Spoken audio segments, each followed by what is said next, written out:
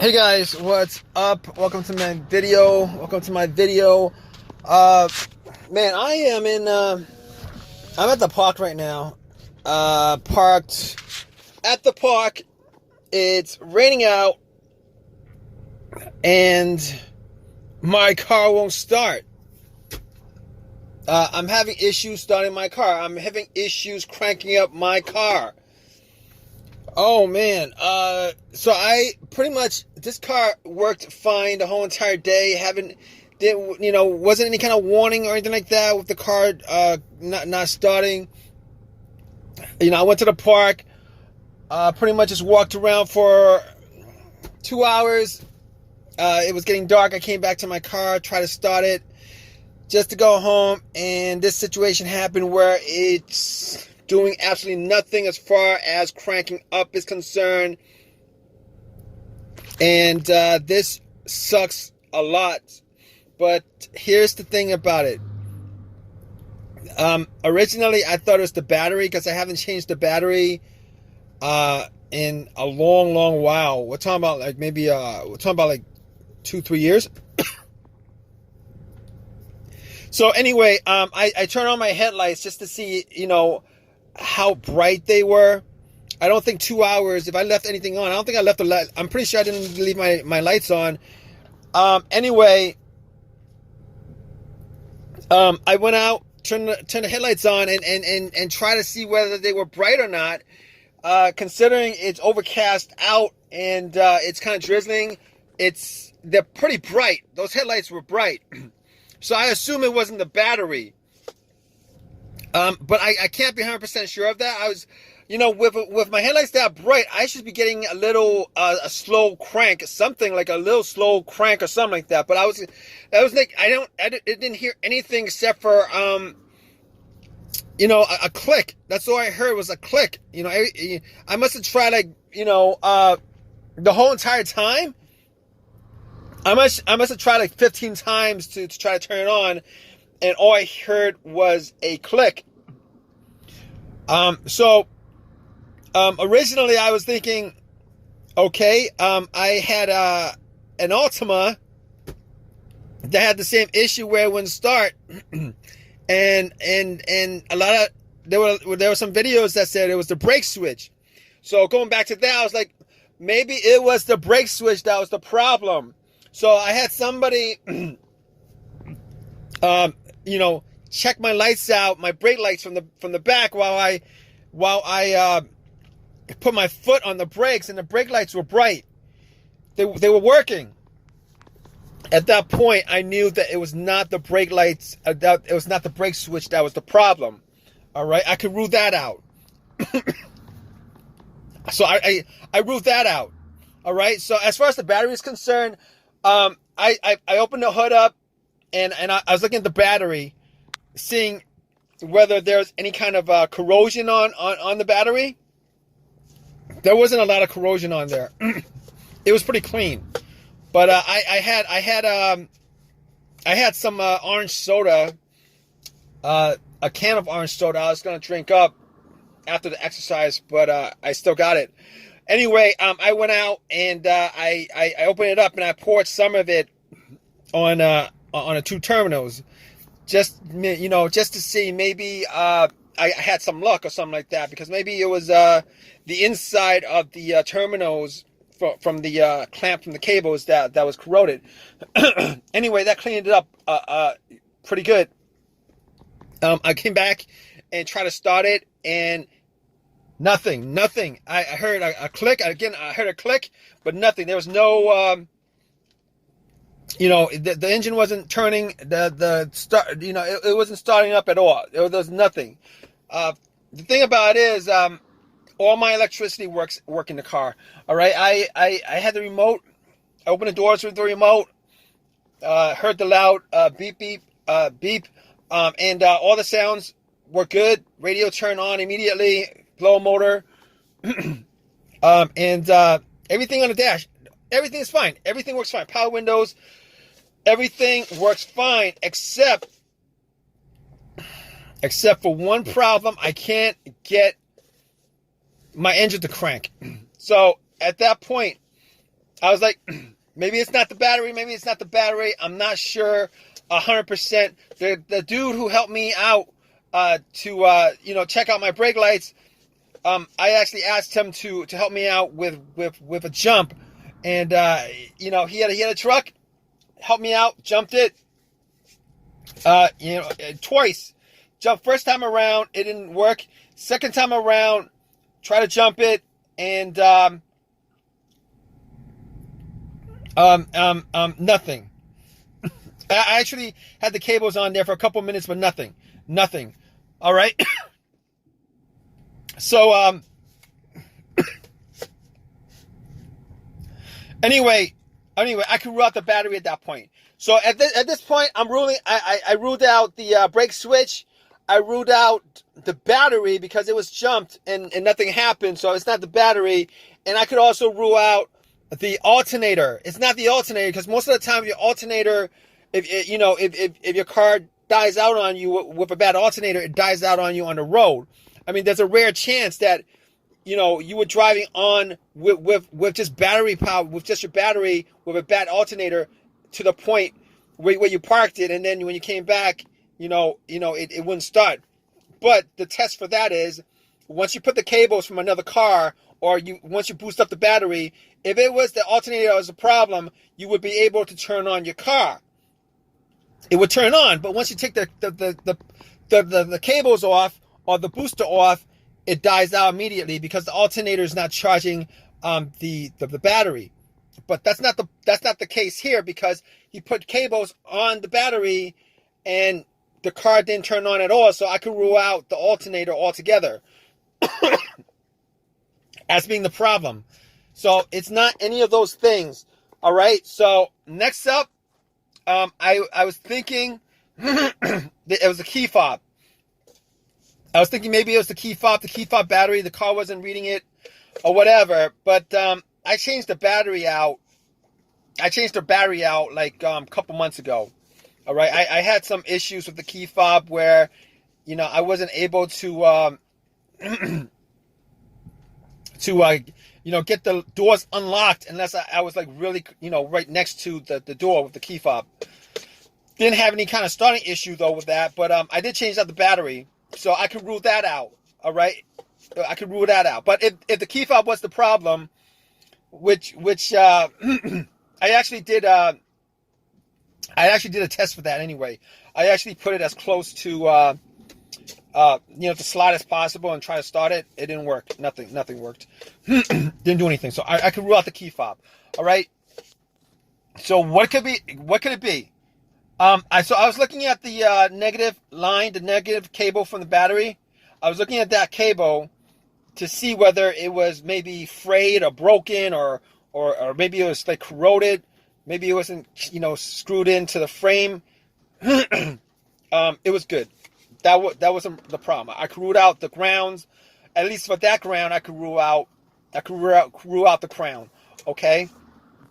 So moving on to my other diagnosis. I was thinking to myself, all right. So it could be, what else could it be? It could be a couple more things. It could be the fuses, or it could be the relays. All right, so I checked out the fuses. I opened up the cover to the fuses, and I was looking at the fuses. And I'm thinking to myself, I don't have a fuse tester. I can't test out any of these fuses. I can't test out any of these individual fuses. I can't test out. All right, I can't do it. All right, but I mean, I shine a, I use the flashlight on my phone just to see if there's any kind of burnt, any fuse that was burnt. Nothing. All right, they look pretty clean. Now I didn't go and picked every one of them out and looked at it, but they look clean, and I didn't smell any kind of burnt anywhere. I didn't smell any kind of burning smell anywhere. So now I couldn't rule out that it was one of the fuses. I can't rule that out because I didn't do 100% a test on it. I didn't have a fuse tester with me, but the few times that I've had issues with fuses, I will say there were two times where I had issues with fuses. One of those times One of those times, I had a Honda, and normally in the Honda fuse box, there's a main fuse, all right, that connects the battery to the fuse itself. If that fuse burns out, you're going to get nothing in the car, like no power to the car at all.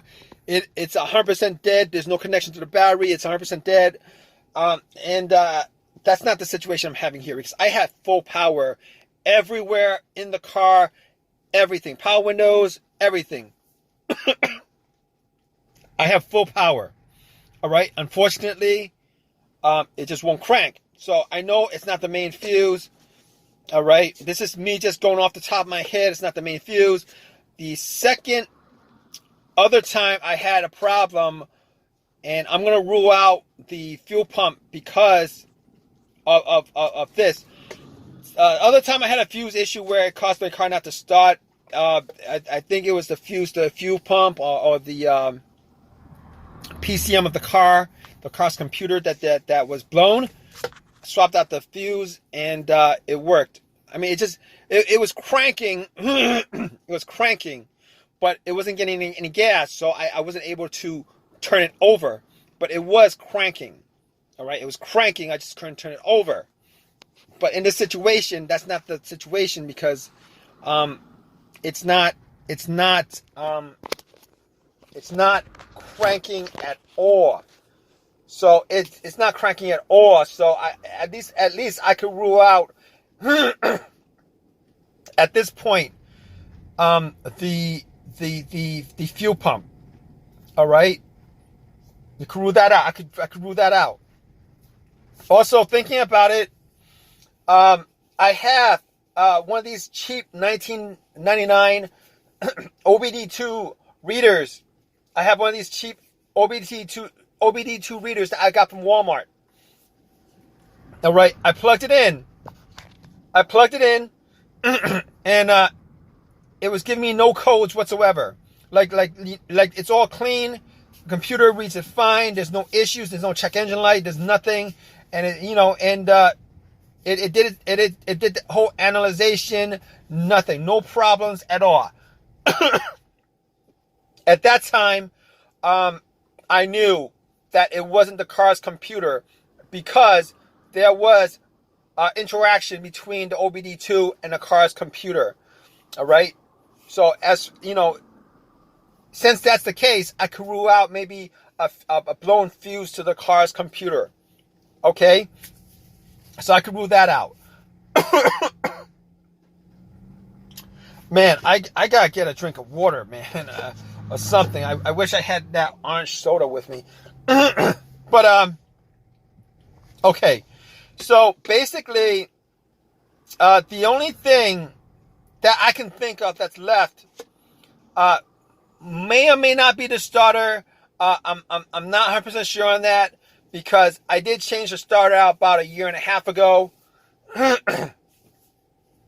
And that was the reason why it wasn't the first on my list as far as the diagnosis of this whole situation is concerned. It wasn't like I was saying, oh, it was a starter, because I've only put in maybe like 20,000 miles on my car since. 20,000 miles. That starter that I put in a year and a half ago should last me at least well over 100,000 miles. Should. I said should. All right, but it was a remanufactured, rebuilt a starter, so I can't be 100% sure that it isn't. but if you guys are in this situation with your cars, and you guys have like a long crowbar, you guys could bang on it. I could actually bang on it if I had a long crowbar to bang on the starter and try to start it that way. But I don't have a long crowbar with me, so I didn't even bother, because it's actually raining quite a bit right now. So I didn't want to go out and do all that. So at this point, I'm sitting in my car, and I'm actually waiting for a AAA to pick my car up. so that I could take it back home and check out everything 100% to make sure that I could rule out everything 100%. But at this point, everything that I've went through, if you guys are in this situation, 90% of the time, you could probably diagnose your no start issue from just everything that I actually went through.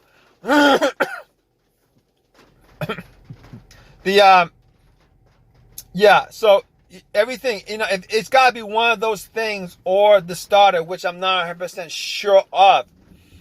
But what I'm going to do is, once I get back and once I get everything, sort out everything as far as 100%, make sure that each and everything is good or not. I'm going to give you guys an update on it. Stay tuned, all right, guys?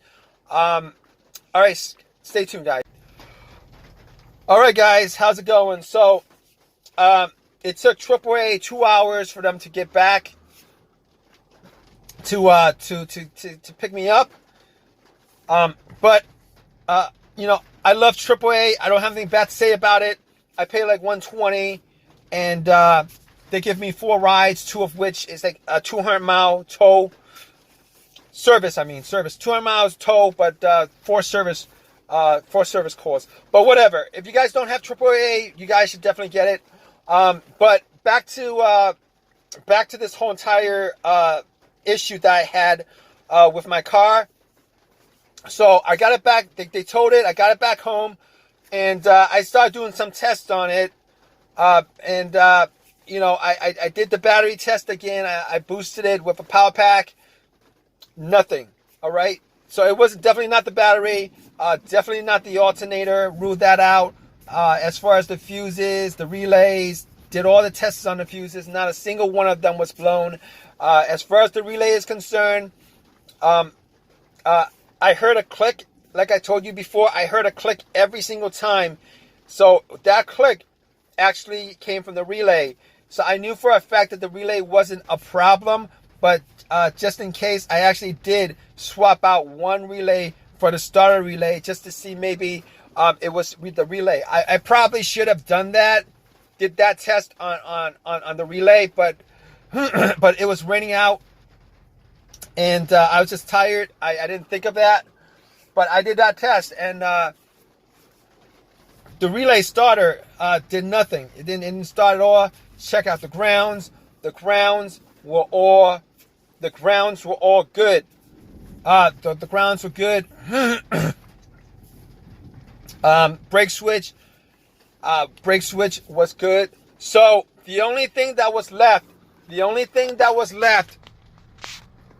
unfortunately, was the starter. Now, I couldn't have been 100% sure of it. I couldn't be 100% sure of it. But there's no way for me to test that out, unless I took everything off. Now, I did do the clip test on the relay, and that should have just confirmed 100%.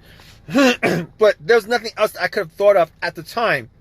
So what I did was, I was 99% sure it was a starter. I took everything out, got to the starter, and what I did was I actually hit it a couple of times and then tried to start it. It didn't do anything. So I actually took a cable, connected it with some alligator clamps, connected it to the battery, and then connected it to the solenoid of the starter and try to bump it, try to get it to work. It didn't work at all. So it turned out that it was a starter that was the problem. That's what it turned out to be, that the starter was the problem. So anyway, I went back, I took it to AutoZone. Had them, I told them about the situation, and I actually wanted a brand new starter. I told them that, it took time. I know it's a lifetime warranty, but you're giving me another refurbished starter, which could break down, which I don't want. They told me there's nothing they could do about it. I could either get another one, another refurbished one for free, or I could spend $350 or whatever and get the brand new one, which I didn't want to shell $350 for a brand new starter when I could actually get one for free, even though it's rebuilt. I'll take my chances with it. Anyway, got it for free. Popped it in, drove home, popped it in, and started up. It started up. It started up each and every time it started up. So it was the rebuilt starter. It was the starter that was the problem. So let me tell you guys something about rebuilt stuff. As far as rebuilt starters concerned, alternators, anything that's rebuilt, what they do is they actually use every single component that still worked. The one component that's broken, that's the one they changed up. So they don't actually do major changes on anything. All they do is just clean it up. However they clean it up to make it look like it's new, they only switch out that one part that's broken. So obviously, if I had the choice, you know, I would have gone for the brand new one. But it was what it was. It was what it was. But if you guys are still with me, here's the thing about it. Okay, I'm going to tell you guys this. Every single step that I went through, as far as step by step on diagnosing and going through, you know, which thing would have caused your car not to start. I think about 90% of the issues that you might have with your car from this video, you guys should be able to just pick out what exactly is causing your car not to start. All right. If you guys, I'm sure you guys are probably in a similar situation if you're watching this video. You know, leave your comments in the comment section. We'd love to hear from you guys. Please give me a thumbs up. Please subscribe. All right, guys. Thank you.